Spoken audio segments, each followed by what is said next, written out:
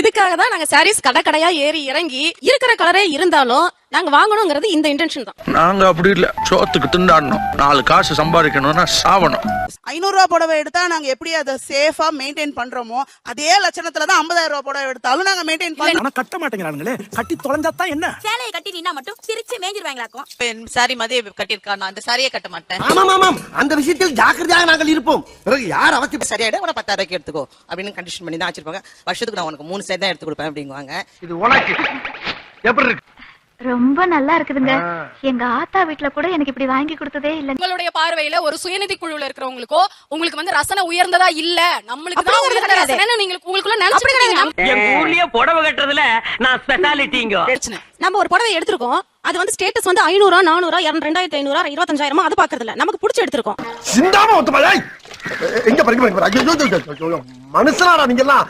அந்த கடையை சொல்லாம இருக்கிறதுக்கு இவங்களும் இதே மாதிரி தான் சொல்லுவாங்க. எனக்கு மேல உள்ள தாசு அந்த மாதிரி கட்டிட்டு வந்தாங்கன்னா, மேடம் உங்களுக்கு மாதிரியே தான் இன்னும் இருக்கு அப்படிம்பேன். அதே ஸ்வீப்பர் கட்டிட்டு வந்தா அடுத்த நாள் கட்ட மாட்டேன்.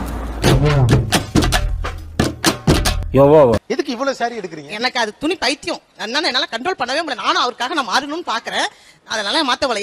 மொத்தத்துல பொண்டாட்டிங்கள அன்பா பேசி திருத்த முடியாது, அடிச்சுதான் திருத்த. போட்டோ நீங்க எந்த ஆல்பஸ்ல எந்த மேரேஜ் ஆல்பஸ்ல நீங்க பார்த்தாலும் ஃபேமிலியா வரவங்க கையில பொம்பளைங்க கையில குழந்தை இருக்கவே இருக்காது. 5 அறிவு ஜீவன் போல் உங்களுக்கெல்லாம் ஒரு வாழ்க்கை அல்லக்கை முண்டமே. நான் காலையில ஆபீஸ் கிளம்பி போகும்போது யாராவது புடவை கட்டினாலும் பாப்பேன். உடனே அன்னைக்கு நைட் 12 மணினாலும் பீரோ திறந்து அதே சரி நம்ம கிட்ட இருக்கான்னு செக் பண்ணி பார்த்துட்டு எங்க இருக்கு ஐ இந்த இருக்கு. மேடம் உங்ககிட்ட எவ்வளவு சாரி இருக்கு? 270. மேரேஜ் முன்னாடி ஜாப்ல இருந்தேன் சார். அப்ப வந்து டெய்லி ஒரு சாரி கட்டணும்ங்கற மாதிரி எடுத்தது. உங்க ஆசை நியாயமானது, உங்க நேர்மை எனக்கு ரொம்ப பிடிச்சிருக்கு. ஒருத்தங்க வந்து ஒரு 25,000 ரூபாய்க்கு எடுத்தா நம்ம ஒரு 45,000 ரூபாய்க்கு எடுக்கலாம். அந்த ஆரஞ்சு கலர்ல ஒரு மாங்காய் பூ போட்டிருக்குல்ல, சிவப்பு கலர்ல ஒன்னு தேங்காய் பூ போட்டிருக்குல்ல, அதை தாங்க. கட்டுக்கிறதுல இன்ட்ரெஸ்ட் வரல, கட்டி விட்டா கட்டிப்பேன். அதாவது சமைச்சு கொடுத்தா சாப்பிடுவோம் மாதிரி. அதுவும் கோழி குழம்பு இல்லாம திங்க மாட்டாரு மைனரு. எல்லாருமே வந்து நமக்குள்ள நடக்குது, நம்ம வீட்டுல சேர்த்து வச்சுக்கிறோம், பீரோக்குள்ள வச்சுக்கிறோம்ட்டு கிச்சனை தாண்டி பீரோக்குள்ள போயிருக்கீங்க, வெளியில வரவே இல்ல. பேச்சு மட்டும் மதர் தெரேசா மாதிரி, மத்தவங்களுக்கு ஒண்ணுனா மயிரா கூட மதிக்க மாட்டீங்க. ஏன்னு கேக்குறேன். 500 ஏன் அவ்வளவு வாங்கிட்டே இருக்கீங்க? பாக்குற இடம்லாம் ஏன் சாரி? எங்களுக்கு தெரியாதா? நீ வந்து எங்களுக்கு சொல்லி கொடுக்குறியா? பிளவுஸ் அக்சஸரீஸ் இத ஒட்டி வேற என்ன அபத்தங்கள்லாம் நடக்குது? சார் நிறைய பேர் இந்த பிளவுஸ் நல்லா தைக்கிற டெய்லர் சொல்லவே மாட்டாங்க. அதெல்லாம் ரகசியம், சொல்றதுக்கு இல்ல. கட்டிட்டு வந்தா அடுத்த நாள் கட்ட மாட்டேன். வாய் கிழிச்சு. உங்களுடைய இந்த பிளவுஸ் எங்க தச்சீங்க? டைலர் பேர் நானே சொல்லணும்னு நினைச்சேன், நீங்களே கேட்டீங்க. மேடம் உங்ககிட்ட எவ்வளவு சாரி இருக்கு? 650க்கு மேல 700க்குள்ள இருக்கு. என் ஹஸ்பண்ட் வந்து 20 வருஷமா என்கிட்ட போராடிட்டு தான் இருக்காங்க. ஒரு பிரச்சனையிலேயே படுத்து பிரச்சனையிலேயே எந்திரிக்கிற மக்களாக நம்ம 250 சார். 250 இவ்வளவு வாங்குறதுக்கு என்ன காரணம்? 250 புடவை சார், ஒரு புடவை எடுக்கலாம்னு கடைக்குள்ள போவோம். அங்கதான்டா இருக்கு இந்த ஸ்டேட் பாண்டியோட ட்விஸ்ட். ஒரு நாள் பஸ்ல போனேன் ராணிப்பேட்ல இருந்து வெள்ளூருக்கு. அது திருவள்ளூர்னு ஒரு சின்ன டவுன். சாரி தொங்கிட்டு இருந்தாங்க, அங்கே இறங்கிட்டேன் நானு. இறங்கிட்டீங்க கூடவே வர. ஆனா கட்ட தெரியாது, யாராவது கட்டி விட்டா உங்களுக்கு வசதியா இருக்கும். ஆனா 270 சாரி வச்சிருக்கீங்க. வெரி குட்ரா. அது எப்பறம் என்ன பத்திர எல்லா விஷயத்தையும் மிக தெளிவா புரிஞ்சு வச்சிருக்க நீ. பிடிக்காதனால அடுத்த நாள்ல இருந்து டிரா பண்ணிடுறோம். அந்த புடவை வேண்டாம் அப்படின்னு சொல்லி போட்டுறோம், அவ்வளவுதான். ஏய் money come today go tomorrow யா. இவ்வளவு பெரிய கோடீஸ்வரர் வீட்ல பிறந்து இதுக்கெல்லாம் போய் அழுகலாமா? போனா எல்லா கடை ஏரியா இருக்கும். என் சிஸ்டர் பசங்களை கூப்பிடுவேங்க வந்து மெட்ராஸ்க்கு வந்து. நான் கடைக்குன்னு சொன்னோன்னு ஒருத்தர் வீட்டுல இருக்கும் வர மாட்டாங்க. ஆமா ஆமா. அட என்ன தலைவரே, கோபாலு என்னைய மாதிரி தைரியமான ஆளா இருந்தா பரவாயில்ல, கொஞ்சம் பயந்தவன் தானே. பேருக்கு உண்டு. ஏங்க அப்படி? சார் அது வந்து கட்டுறவங்கள பொறுத்துங்க சார். இப்ப நான் வந்து ஆபீஸ்ல ஒர்க் பண்ணிட்டு இருக்கேன், ரெவென்யூ டிபார்ட்மென்ட்ல ஒர்க் பண்றேன். எங்கேயோ பார்த்த மாதிரி இருக்கு. ஆனா நம்ம புளியம்பள்ளி சரோசாங்க வந்து சமைக்கவும் தெரியாது சார். சமைச்சு கொடுத்தா சாப்பிடுறவங்க ஒரு 4 இட்லி சாப்பிடலாம், 270 இட்லி சாப்பிடுங்கிற மாதிரி. ஒரு புடவை வந்தது, அது கட்டினதுக்கு அப்புறம் பாத்தீங்கன்னா ஒரு சுயநிதி கூட அதே கட்டிட்டு ரோட்ல போயிட்டு இருக்காங்க சார். நம்ம அதை கட்டிட்டு எப்படி சொன்னா ஃபீல்ட் போக முடியும்? கேக்குறேன். என் தம்பி எல்லா கேமராவும் ஓடிக்கிட்டு இருக்கு. ஆமா எல்லாம் தான் ஓடுது. அப்புறம் மேரேஜ்க்கு அப்புறமும் சரி, ஹஸ்பண்ட் வீட்டு சைடும் சரி, என் வீட்டு சைடும் சரி, ரிலேட்டிவ்ஸ் வந்து ரொம்ப ஜாஸ்தி. அதனால ஏதாவது ஃபங்க்ஷன் வந்துட்டே தான் இருக்கும். என்னமோ இவனுங்க பொண்ணு பார்க்க வந்த மாதிரி பூ வச்சுக்கிறதும் பொட்டு வச்சுக்கிறதும் புடவை கட்டிக்கிறது தாலி. ஏன் அப்படி எதுனது? அது என்னவோ அந்த மாதிரி ஸ்வீப்பர் கட்டிட்டு வந்தா நான் கட்ட மாட்டேன். அது நம்ம அது அந்த ஒரு ஆபீஸ்ல ஒர்க் பண்ணிட்டு இருக்கோம், அந்த லெவல் நம்மளுக்கு. ஐயோ புதுமை பெண்ணா, புதுமை பெண் பைத்தியக்காரத்தனமா பாரதி கனவு கண்டு வச்சுட்டு போயிட்டான். ஆனா நீங்க எல்லாம் உருப்பட போறது இல்ல. அது அன்வென்ட்டா ஏலியன்ஸ் எல்லாம் வரப்போறது கிடையாது. நம்ம மனுஷங்க மாதிரி தான் இருக்க போறோம். என்ன சண்டைக்கு வர்றயா? தெரியுதுல்ல மண்ட பத்திரம். நீங்க போட்டுக்க சுடிதார் இந்த மாதிரி ஒரு குழு போட்டுட்டாங்கன்னா நீங்க போடுவீங்களா? கண்டிப்பா போட்டுப்பேன். நான் ரொம்ப சந்தோஷமா எங்க வாங்குனீங்க நம்ம வாயால வேண்டாம் சொல்லுங்க மேடம். இந்த க்ளீன் பண்றவங்களா வாழ்க்கையில அப்படிதான் வாழ்ந்துட்டு. இந்த சமயோஜித புத்தியும் பணிவும் உங்களை எங்கேயோ கொண்டு போகுது. உங்கள்ட்ட எவ்வளவு சாரி இருக்கும்? 500 above இருக்கு என்கிட்ட. 500 above. அது வந்து நான் கட்டுறதே இல்ல. பாக்குற இடமெல்லாம் சாரி வாங்குவேன் நான். ரொம்ப திட்டவும் முடியல. ஒரு அளவுக்கு மேல வேணா வேற ஏதாவது வார்த்தையை பேசி விட்டுருமோன்னு வேற பயமா இருக்கு. மனசாட்சி விரோதம் இல்லாம சொல்லுங்க. நீங்க போட்டுக்க சுடிதார் இந்த மாதிரி ஒரு குழு போட்டாங்கன்னா நீங்க போடுவீங்களா? நீங்க சொன்னீங்கல ஸ்வீப்பர் போட்டுருக்காங்கன்னு. அத பத்தி பேசாத நான் கேக்குறேன் பதில் சொல்லு. ஒரு கலெக்டர் கட்டிட்டு வந்தா உங்களுக்கு கட்டறதுக்கு ஓகே, ஆனா ஒரு ஸ்வீப்பர் கட்டிட்டு வந்தா ஒரு பிரச்சனை. அவ்வளவு வெக்கமா இருந்தா எங்கயாவது போய் வெஸ்ட குடிச்சிட்டு செத்து போங்க. இதுக்கு என்ன இது? அப்ப புடிச்சதா சாரி கட்டுறவங்க ஒண்ணு எல்லாருக்கும். அப்ப நம்ம டேஸ்ட் அவ்வளவு இதுவா போயிடுச்சா? வேணாம், நமக்கு வேண்டாம். என்ன கொடுத்தாங்க உனக்கு வேணாங்கறப்ப? நான் மோசமான ஆள். அதனால என்கிட்ட சேலரி வந்து 5 வருஷமா வாங்கிட்டாங்க. கடைக்கு ஆச்சிட்டு போறாங்கன்னா ஒரு கண்டிஷன் பண்ணி தான் வச்சிருப்பாங்க. நீ போய் நிறைய சாரி எடுக்க கூடாது, ஒரே சாரி தான் எடுக்கணும். அவன் போறான் பொச கேட்டவன். என் அழகுக்கு அந்தஸ்துக்கு நான் இப்படியே தான் சாகர வரைக்கும் இருப்பேன். நீங்க கட்டியிருக்கிற ஒரு புடவைய இன்னொருத்தங்க கட்டியிருக்க பாக்க எனக்கு சகிக்கலன்னு சொல்றீங்க பாத்தீங்களா? அந்த இடத்துல உங்க ஹியூமனிட்டியை क्वेश्चन பண்ணப்படுது. மன்னிச்சுக்கமா, தெரியாம வந்துட்டேன். இந்த கிளிக்கிறாளே எந்த ஒரு காரியா இருப்பா? ஆக்சுவலா அது இஷ்யூவாவே உங்களுக்கு படல. It's very unfortunate. என்னன்னா நீங்க இன்னசென்ட்டாவே இத சொல்லிட்டு இருக்கீங்க. இது எவ்வளவு பெரிய தவறான ஒரு விஷயம்னு தெரியாம. அதுக்கு சூதுவா தெரியாம வளர்ந்துட்டே என்ன பண்ண சொல்றீங்க? சூதுவாது தெரியாதா? ஒரு அந்த சுயநிதி குழுக்காரங்க அதே புடவை கட்டிட்டு வரும்போது நம்மளும் போனா நமக்கு அவங்களுக்கு என்ன டிஃபரண்ட் வரும்? என்ன டிஃபரன்ஸ் வேணும்னு நீங்க நினைக்கிறீங்க? உட்கார்ந்து திமிரா உட்கார்ந்துட்டு பேசிட்டு கூடாது. ஒழுங்கா இருக்கணும். சும்மா இங்க தேவையில்லாத வேலையெல்லாம் பேசிட்டு நீங்க வாங்கி கொடுக்கலாம். அவங்களா எடுத்துட்டு இருந்தாங்கன்னா அதை உங்களால அக்செப்ட் பண்ணிக்க முடியாது. நீங்க கொடுத்து அவங்க கட்டினா உங்களுக்கு ஓகே. அப்படி ஓகே. பார்ட்டி வில்லாதி வில்லியா இருக்கும் போல இருக்கு. அதனால தானே மாப்பிள உன்னை கொண்டு வந்து நான் இங்க இறக்கி இருக்கேன். ஒரு அவங்க ஸ்வீப்பர் சொன்னீங்க, அப்புறம் சுயநிதி குழு, அதெல்லாம் நிச்சயமாக நீங்க கொஞ்சம் மாறணும். அது தவறும் கூட, அது பேசக்கூடாது. சாரி.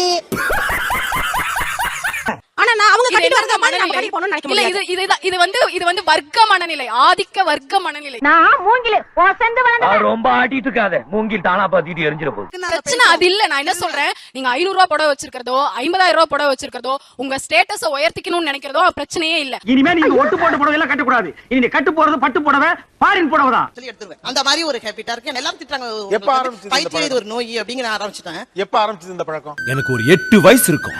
அப்ப நான் 3ஆம் கிளாஸ் படிச்சிட்டு இருந்தேன். எங்க அம்மா வந்து வெளிநாட்டுல நல்ல சாரி டிசைனா வாங்க, ஒரு நாளைக்கு 3 நாள் 4 நாள் ட்ரெஸ் பண்ணிட்டு உட்கார்ந்திருப்பாங்க. இப்ப வேலை செய்யறாங்க, என்ன செய்யறாங்க, நல்லா வீட்டுக்கு ஹவுஸ் ஒய்ஃபா தான் இருந்தாங்க. ஏன் அந்த கர்மத்தை முன்னாடியே சொல்லல? உங்களை பார்க்கும்போது தான் மாப்ள எனக்கு இருந்த பாடி லாங்குவேஜ் அப்படியே உங்கள்ட்ட இருந்தது. நீங்க ஒரு டீச்சர், 4 பேருக்கு புத்தி சொல்றவங்க இருக்காங்க. ஸ்கூல் டீச்சர்ஸ் எல்லாம் கண்ட்ரோல் பண்ணி பாக்குறாங்க. எடுத்தாலும் எடுக்க கூடாதுன்னு புடிங்கிடுவாங்க நெட் இருந்து. ஓங்கி அரையறதுக்குள்ள ஓடி போய் உட்கார்ந்து. இருந்தாலும் அவங்க அந்த போன பிறகு வீட்டுக்கு அதனாலதான் அவங்களுமே அதுக்கு அஜிடேட் ஆனாங்க. ஏன்னா நம்ம பிள்ளைங்க கூட நாளைக்கு ஏழை ஆயிரலாம். இந்த வசதியே நமக்கு நிரந்தரமா இருந்தா போதும்.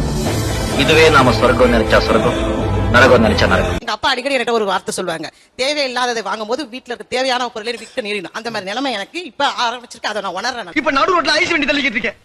அந்த பைப்ல 2 வகுப்பு போறதுக்குள்ள பிச்சை எடுத்தாலும் எடுப்ப போடு. ஆனா அந்த காசுக்கு நான் வந்து மாசம் ஃபுல்லா நிறைய கட்டிக்கலாமே, ஒரு 30 சாரி எடுக்கலாமே 500 ரேட்ல அப்படின்னு நினைச்சிட்டு நான் வந்து குறைச்ச ரேட்டுக்கு நான் வாங்குவேன். இந்த ஐடியா உனக்கு யாரு கொடுத்தா? அக்கம் பக்கத்துல குடியிருக்காளுங்க உன் ஃப்ரெண்ட் அவ்வளவு கொடுத்தா? ஐயோ இல்ல. அதை விட உயர்ந்த அதிகாரியா இருந்தா உங்களுக்கு பரவாயில்ல, நீங்க தனியா தெரிய வேண்டிய அவசியம் இல்ல. அவங்களோட சேர்ந்து போக ரெடியா இருக்கீங்க.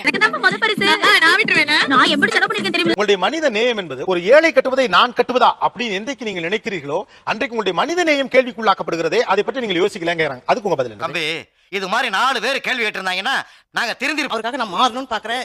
எங்க அப்பா என்கிட்ட சொன்ன வார்த்தை வந்து அந்த அர்த்தம் இப்ப புரியல. இப்ப புரியுது. ஒரு 10 ரூபாய் வந்தா அதை வச்சுட்டு சும்மா இருக்கிறது இல்ல. அந்த 10 ரூபாய் தீர்ந்த உடனே மாதிரி அதே 10 பேர் கிட்ட பிச்சை எடுக்கிறது. 5 வருஷமா என்கிட்ட சேலரி இருந்தாலும் நான் அவருக்கு தெரியாம தான் இன்னமும் நான் வாங்கிட்டு இருக்கேன். ஸ்கூல் போயிட்டு வந்து நான் பிளவுஸ் தச்சு கொடுப்பேன். அந்த காசுல நான் தெரியாம வாங்கி வச்சிருக்கேன். என்னுடைய அனுபவத்துல சொல்றேன், நல்ல மெயின்ல ஏத்திக்கோ. கண்டிப்பா ஒரு சாரீஸ் எடுக்க கூடாதுன்னு என்னால அதை கண்ட்ரோல் பண்ணல. மாச சம்பளத்தை ஃபுல்லா சரியாவே வாங்கிடுவேன். வாரத்துக்கு 4 சாரி, மாசத்துக்கு 10 சாரி வாங்கிடுவேன். ஆமா, இதெல்லாம் வாங்க காசு எதிரி உனக்கு? ஆட்டோ கட்டுறதுக்கு டியூ பணம் வச்சிருந்தீல, அதை எடுத்து வாங்கிட்டேன். அப்பையில இருந்து அதுக்கு முன்னையில இருந்து படிக்கிற காலத்துல இருந்து எங்க அம்மா கட்டி பார்த்தனால அந்த ரத்தத்திலே ஊறுனால அந்த பழக்கத்தை என்னால மாத்திக்க முடியல. இவன் சரியான பைத்தியம் இல்ல, சரியாகாத பைத்தியம்டா. வியாதி மாதிரி ஜுரம் வந்துருது, இது டென்ஷன் ஆயிடுது, தலை வந்துருது, என்னென்னமோ நான் பாக்குறாங்க. அதை வந்து சொல்ல முடியல, என்னால கண்ட்ரோல் பண்ணல. போறேன் அமெரிக்கா, சைனா, ஜப்பான், எங்கேயோ உலகத்துல ஒரு மூளை கொண்டு போய் அவளை குணப்படுத்துறேன். அவளுக்காக வரவங்களுக்கு எல்லாருக்கும், கல்யாணமான புதுசா வரவங்களுக்கு, வயசானவங்களுக்கு, என்ன வளர்த்தவங்களுக்கு, யார் வீட்டுக்கு வந்தாலும் போட்டோ கொடுக்காத அனுப்ப மாட்டேன். இந்த காலத்துல கேட்டாவே ஒரு மனுஷன் தர்றது கஷ்டம். நீங்களாம் வழியக்க கொண்டாந்து தர்றீங்க பாருங்க. டாக்டர் வீட்டுக்கு போனேன், வடி அது அங்கே இறங்கிட்டாங்க. அங்க ஒரு 3-4 சாரி வாங்கிட்டேன். நானும் பாதிக்கப்பட்ட எத்தனையோ பேரை சரி பண்ணிருக்கேன்.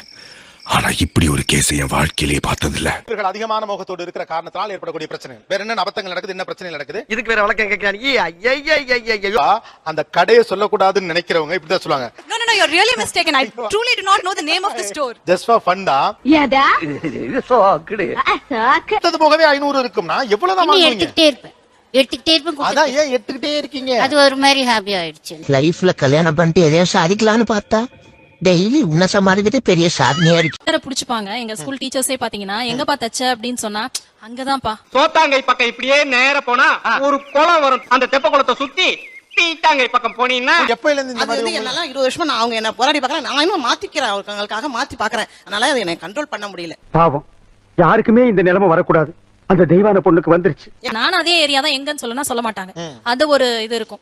ஏன்னா அவங்க மட்டும் தான் யூனிக்கா தெரியணும்ன்றதுக்காக. இந்த ஊர்ல இல்ல, இந்த உலகத்துல நான் தான் இந்த டிசைன் போட்டிருக்கேன், வேற யாரும் போடல. சொல்ல பிளஸிங்னு சொல்லிட்டு என்னோட பிளவுஸ் ஸ்டிச் பண்ணவங்க பாண்டி பஜார்ல. இது வந்து திருமலைங்கிற பர்சன் ஸ்டிச் பண்ணாரு. கேரங்க பிடிச்சுமா போன வாரம் துணி கொண்டே கொடுத்தேன், பாவாடை பதிலா ஜட்டி தேய்ச்ச கேரங்க பிடிச்சுமா. ஆனா அவரோட ஸ்டோர் நேம் எனக்கு தெரியாது. பிகாஸ் என்னோட ஃப்ரெண்டோட அம்மா அங்க ஸ்டிச் பண்ணுவாங்க. சோ ஒரு நாள் அப்படியே கூட்டிட்டு போனாங்க. ரொம்ப அழகா இருக்காங்களா? உட்கார போகும்போது கூட போட்டோ எடுக்க போகும்போது கூட குழந்தை அவங்க கிட்ட இருக்காது, பக்கத்துல இருக்கவங்க ஹஸ்பண்ட் கிட்ட தான் கொடுத்து ஊட்ட சொல்லுவாங்க. அந்த குழந்தையும் இப்படி கையில வச்சுக்கிட்டு கொத்தடிமை, இது கொத்தடிமை. அதான் நீங்க பாத்தியல்ல.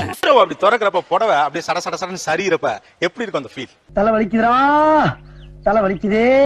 பார்த்துட்டு அதே மாதிரி இருந்துச்சுன்னா அந்த மறுநாளே கட்டிட்டு போயிருவேன். ஓஹோ. இல்ல நைட் 12 மணி நேரம் கட்டி பார்த்துட்டு அவுத்துட்டு எடுத்து வச்சிருவேன். இது சில நேரங்களிலே தூங்க விடாமல் கூட ஆக்கி விடுகிறது. என் உடம்ப பார்த்தாலே உங்களுக்கு தெரியும். இந்த கூட்டத்துல இங்க இருக்கவங்கல இருந்து யார் புடவை செக் பண்ணிருக்கீங்க? ஆனா அந்த பிளாக் கலர் சாரி சூப்பரா இருக்கு, அது ரொம்ப அழகா இருக்கு. அதே மாதிரி வாங்கணும்ன்ற ஒரு மைண்ட் செட்ல இருக்காங்க. ஏய், ஒத்த கால தனியா வெட்டி பிடி ஒண்ணே, அப்புறம் வண்டி வச்சு தான் தள்ளிட்டு போனோம்.